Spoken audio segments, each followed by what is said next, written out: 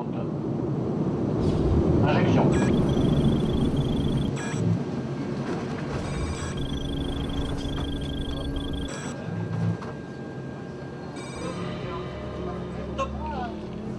Voilà. 30. Ressources. Ça va, ressources.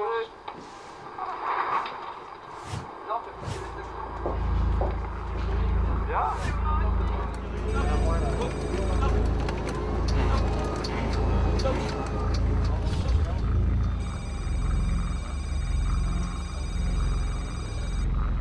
Mon travail de recherche, c'est d'évaluer comment les états émotionnels, comment les émotions peuvent influencer la performance des individus en conditions normales ou en conditions extrêmes, puisque cette condition va forcément influencer sur leurs états émotionnels. Et donc de voir comment la performance va être perturbée, modifiée, ou au contraire va être améliorée, parfois. Bonjour. Bonjour. J'espère que vous avez fait bon voyage. Bienvenue à Mérignac. Donc nous allons passer à peu près 4-5 jours ensemble. Vous allez participer donc à des vols paraboliques. Globalement, vous avez entre 20 et 35 ans. Vous êtes droitier, vous êtes garçon, parce que vous correspondez à notre recherche. C'est-à-dire qu'une recherche scientifique se doit d'avoir un certain nombre de paramètres à respecter. Donc vous êtes 12. 4 sujets vont voler à chaque vol et vont réaliser un certain nombre de manips que mes collègues vous présenteront, qu'on va vous présenter au cours des jours à venir. Moi, ce que j'attends de vous, qu'on soit clair tout de suite, c'est du professionnalisme. Là, on est en dehors de l'université, on se retrouve à Mérignac. Vous n'êtes plus pour moi des étudiants, vous n'êtes pas des collègues, vous êtes des gens qui participez à une expérimentation. Un vol comme celui-là va durer entre 3 et 4 heures, 31 paraboles, c'est éprouvant. On fatigue, on mouille le maillot. Chaque sujet va avoir une manip le jour avant son vol et le jour après son vol. D'accord ? Vous êtes donc 3 jours quasiment où il y aura des expérimentations. Et vous allez vivre ce qu'on appelle quand même une aventure extrême.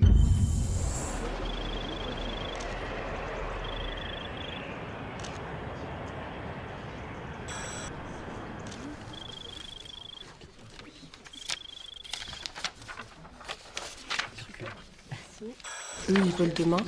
Donc en fait, on fait des expérimentations la veille, le lendemain, pour avoir un suivi au niveau des paramètres physiologiques qu'on va enregistrer le jour du vol.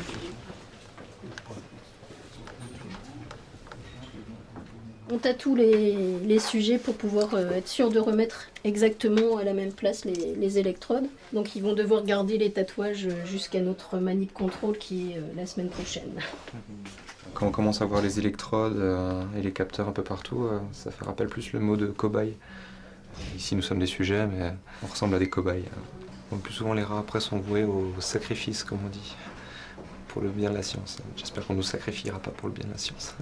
Nous on travaille sur l'anxiété, donc il faut qu'on puisse évaluer l'état des sujets, l'état d'anxiété des sujets avant l'expérience. Donc on enregistre la fréquence cardiaque, la température, puisque la température des doigts est très sensible. Au niveau musculaire, ce qu'on appelle le tonus et l'activité de base. Et bien l'activité de base est modifiée, est augmentée quand la personne est en période de stress. Donc on arrive à voir sur un simple EMG, qu'un EMG c'est l'activité musculaire, que le sujet est en état d'anxiété.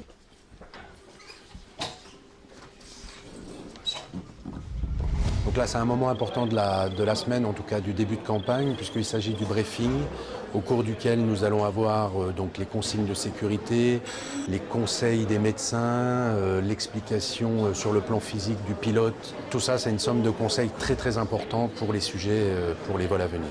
Et puis l'avion cadre jusqu'à quasiment 45 degrés. On injecte à 47 exactement. Et là, injection, on est donc en phase parabolique. Les objets flottent. On est à peu près à 0 G. On atteint une altitude d'environ 21 000 pieds et à moins 43 degrés, on annonce la ressource qui va être le début d'une deuxième phase d'hypergravité où on va à nouveau devoir subir un G5, un G8.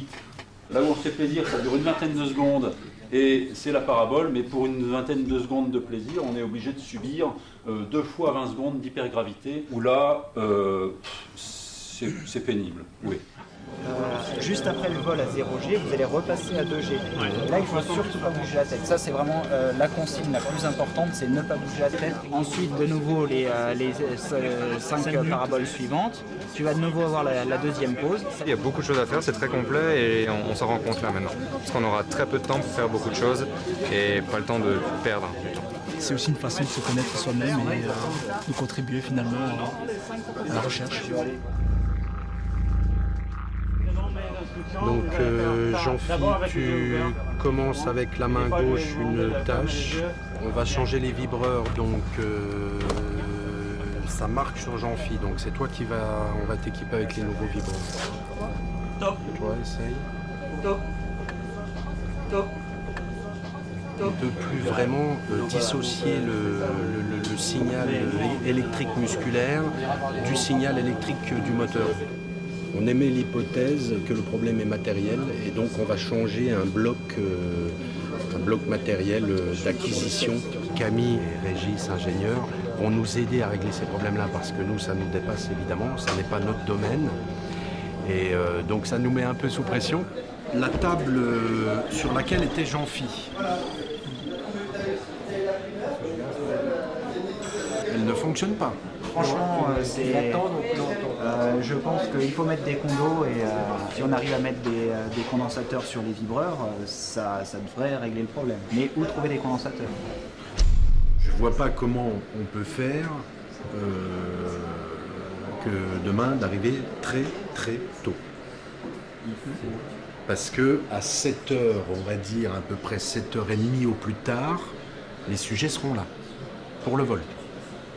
Donc 6h, ça nous laisse 1h30, 6h30, ça nous laisse 1 heure, et voilà, et ainsi de suite.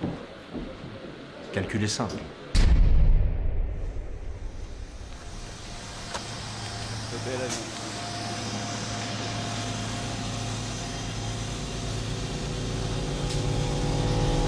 Eh ben, maintenant qu'on est équipé dans l'avion, ça commence un peu à monter, mais pour l'instant ça va encore. Prêt à y aller.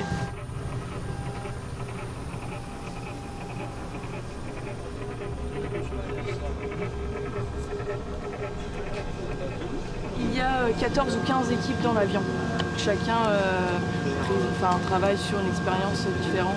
C'est moi qui vais voler aujourd'hui, qui va être expérimentatrice. Voilà, je vais lancer les manips, je vais vérifier que tout se passe bien, je vais gérer un petit peu l'organisation dans l'avion. Pour notre manip à nous. En fait, on va travailler sur des temps de réaction. On va avoir des stimuli auditifs, visuels, et sur les poignées, on a donc des vibreurs.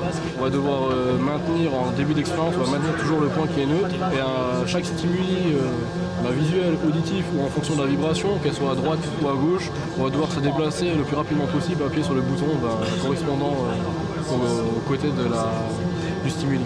Surtout, respectez bien la consigne de garder la tête fixe, les gars. Mais fixe, c'est même pas comme ça. C'est pas comme ça, c'est pas comme ça, c'est fixe, droit devant. La porte, c'est à gauche, derrière le filet.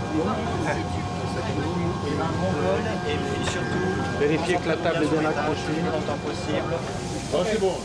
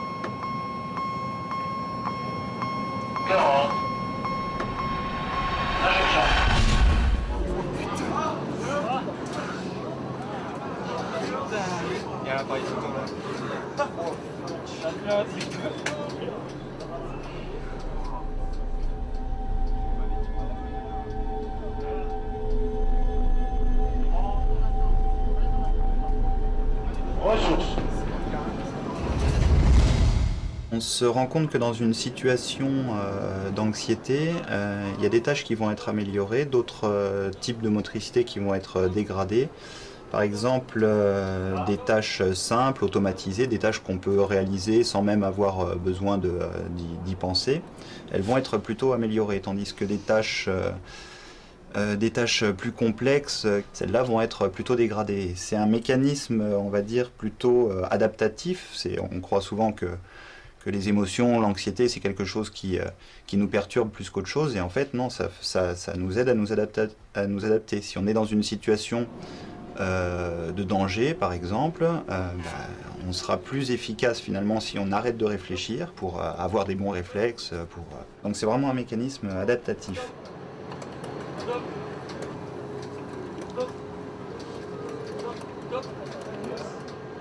À travers les recherches que je fais, donc j'apprends plein de choses donc sur le stress, sur l'anxiété. Je suis une anxieuse, une stressée de nature, et donc j'ai pas choisi, je pense, ce sujet par hasard. C'est quelque chose qui me convenait bien, et entre autres, ça m'aide peut-être à mieux me connaître et à avancer tout simplement dans la vie.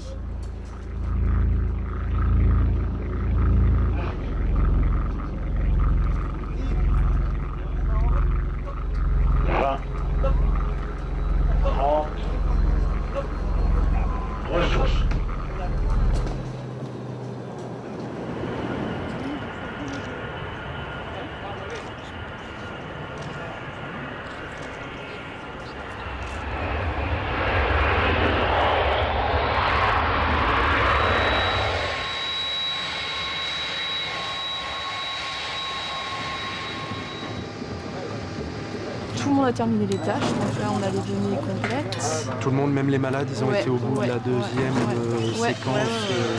Tâche complète. C'est bon ça, c'est très bon ça. Les signaux me paraissent pas mal, donc c'est juste à vérifier sur la table 2, je t'ai dit des artefacts à la fin de quelques séquences. Et par contre, mais tu les as pas pendant les non, voilà, c'est vraiment à la fin de la séquence, donc c'est pas gênant. Non, c'est la transition, c'est la transition 2G, 0G qui sont désagréables. Il n'y a pas de gravité, il n'y a plus de haut et de bas. C'est devant, derrière, gauche, droite, c'est tout. Et puis les tâches sont pas si simples que ça. Ici au sol elles le paraissent, mais une fois que les conditions sont différentes, c'est encore autre chose. On doit soustraire à chaque fois -3, -3. Ça par contre quand on est en micro-apesanteur, on se rend compte que pour compter, on a peut-être plutôt un niveau maternel voire primaire. On sent nos membres, mais on peut plus se diriger, il n'y a plus de matière entre guillemets, quand on est dans le vide, on ne peut rien faire. C'est le destin de l'homme d'explorer. Explorer au sens, aller là où on n'est jamais allé et voir ce qu'il y a. L'exploration, je le distingue par rapport à la recherche. La recherche, pour moi, c'est la recherche d'une solution à un problème. Quand on explore, on n'a pas de problème. On va juste là où on ne sait pas ce qu'il y a pour voir ce qu'il y a. Et pour ça, il faut parfois accepter d'être soumis à un environnement plus contraignant, plus extrême, en température, en pression, en éloignement, en isolement, en confinement. Et étudier le stress, les manifestations du stress, et puis après, dans un deuxième temps, proposer des techniques de gestion du stress pour pouvoir le gérer lorsqu'on sent qu'il arrive, sont des domaines absolument fondamentaux à maîtriser avant de décider de ces voyages lointains. Juste au retour du vol, donc 10 minutes après l'atterrissage, donc là les sujets qui ont passé le protocole donc, doivent maintenant faire le point sur leurs états émotionnels vécus pendant le vol. Donc là il s'agit de manière rétrospective d'évaluer leur état émotionnel, en particulier leur état d'anxiété, leurs états d'humeur. Pendant les différentes parties du vol, donc soit dans les parties horizontales où l'avion ne fait pas les paraboles, et pendant les parties où l'avion fait les paraboles. Alors ça c'est fait pour être mis en parallèle avec les mesures physiologiques qui vont donner des indicateurs plus objectifs des états émotionnels. Et on essaie de voir s'il y a un parallèle entre le vécu subjectif et le vécu physiologique au niveau émotionnel, activation, etc. Donc vous avez cet ensemble de tâches à faire. Donc là Jean-Philippe Hainaut est en train de briefer les sujets volants de demain matin. C'est absolument nécessaire de les entraîner avant demain pour qu'ils ne découvrent pas les tâches. C'est exactement la même procédure que les sujets de la veille qui avaient également suivi ce même cycle. Demain soir, nous aurons la 3e équipe de volants. Alors ça c'est toute la première partie, vous avez vu, vous avez toutes les tâches simples en premier, ensuite toutes les tâches de choix, tactile droite, tactile droite, tactile droite, tactile droite. Et un décompte mental de -3 en -3. Donc 567, 564, 561, vous essayez de voilà, d'avoir ce décompte mental en même temps que vous faites les tâches. Donc ça, il faut réussir à gérer tout ça en même temps. On a réalisé des examens physiologiques, donc des mesures électromyographiques, des mesures de l'activité électrodermale, des tests psychométriques également, mesures de fréquence cardiaque. On a hâte que ça commence demain, on a hâte d'être à demain. Plutôt serein, je dirais. Ouais. Un petit peu de stress, mais qui donne envie. Ouais. Demain, on se lève à 5h30, donc on aura une courte nuit. Ouais. On devait voler ce matin, finalement on vole cet après-midi vers 1h30 si tout va bien. Maintenant, tant pis, hein, on attend et puis on patiente, on s'adapte et puis on volera tout à l'heure. Alors il y a un retard parce qu'on a un problème technique sur l'avion. On a un badin, c'est l'indicateur de vitesse de l'avion qui est en panne. Donc on est en train d'essayer de traiter ce problème pour pouvoir voler cet après-midi. On avait d'abord fait des tests au milieu. Ouais. David m'a donné ses impressions de ce matin parce qu'ils étaient déjà dans l'avion, assis, prêts.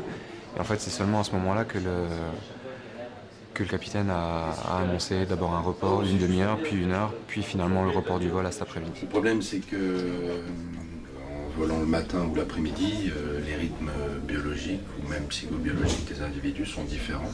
Et donc on est en train de se poser la question comment sur le plan scientifique on peut essayer de trouver des conditions qui nous permettent d'utiliser malgré tout ces sujets-là et de ne pas perdre ces conditions de vol.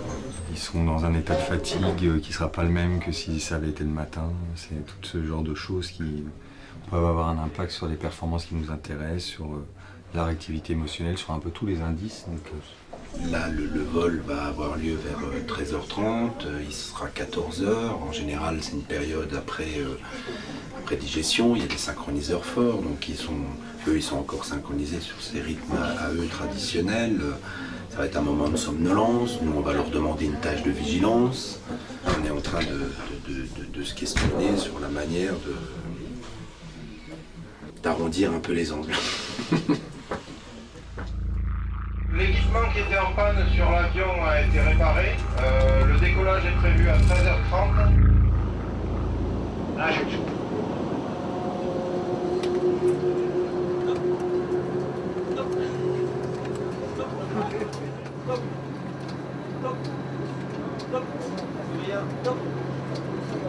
Les applications de ce projet vont concerner toutes ces situations un petit peu d'urgence, un petit peu extrêmes, où il y a des décisions importantes à prendre et rapidement, où il ne faut pas se tromper, et donc où nos émotions vont jouer un rôle majeur. Comment on gère nos émotions, ça va jouer un rôle majeur. Et notamment par rapport à notre travail, il y a des aspects de communication, c'est-à-dire quelles informations on pourrait apporter à quelqu'un comme un spationaute, mais aussi un pompier, ou quelle information on pourrait lui apporter, qui serait le plus efficace à lui apporter en fonction de son état émotionnel. Et donc savoir si c'est un son qu'il faut lui envoyer, c'est une information dans un casque, une information visuelle qu'il faut lui mettre à travers de systèmes de lunettes, où on peut trouver différentes techniques, ou une information tactile, donc une vibration, qui pourrait l'aider, l'informer de quelque chose à un moment opportun. Merci. Avec le pied maintenant.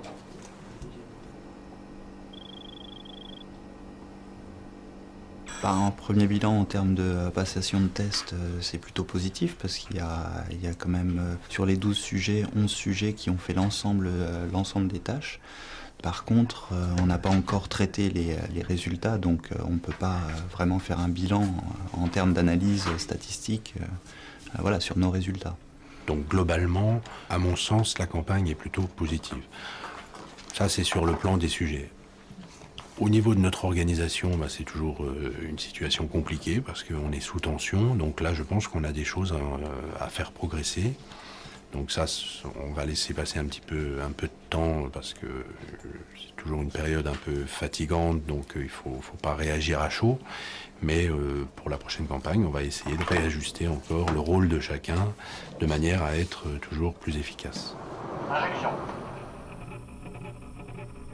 Ce qui m'intéresse dans le métier de chercheur, d'ancien chercheur, c'est d'être tout le temps dans une dynamique d'apprentissage. Découvrir des choses et toujours se poser des questions. Est-ce que ce qui a été préétabli est toujours valable? Il y a des choses quelquefois qui se débloquent, une idée qui arrive à des moments complètement inopportuns. La journée, le soir, le week-end, en fait c'est quelque chose qui est omniprésent. C'est pas un métier qui s'arrête quand on s'en va du bureau. À tout moment, on est chercheur, quoi. Je crois qu'après, ce qui nous motive, c'est de faire avancer globalement la connaissance. Et c'est vrai que les environnements extrêmes constituent un modèle intéressant sur le plan du stress. Mais il y a aussi, dans les environnements extrêmes, je crois, on fait ressortir un petit peu la part d'aventure que chacun a en nous.